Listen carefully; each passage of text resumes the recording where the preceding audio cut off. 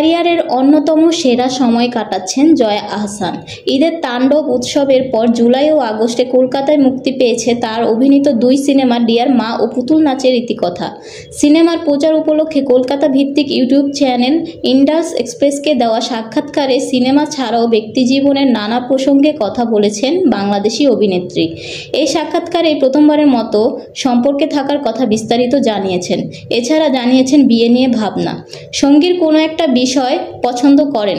প্রশ্নের উত্তরে ইন্ডাস এক্সপ্রেসকে জয়া আহসান বলেন, সে অনেক শান্ত। সঞ্চালক তখন বলেন, আপনিও তো খুব শান্ত। জয়া তখন বলেন, হ্যাঁ, সেজন্যই হয়তো আমি তাকে পছন্দ করেছি। বিশেষ মানুষকে বিয়ে করবেন কি না এমন প্রশ্নের উত্তরে ইন্ডাস এক্সপ্রেসকে জয়া বলেন, এটা আমি এখনই কিছু বলতে পারছি না। আমার সেটা বিয়ে করতে যে খুব তাড়াতাড়ি ইচ্ছা হবে বা আদৌ হবে কি না আমি জানি না। তবে হ্যাঁ, বিয়ে করে একসঙ্গে থাকার এই ধারণাকে আমি শ্রদ্ধা করি, কিন্তু আমি সিদ্ধান্ত নিইনি বিয়ে নিয়ে।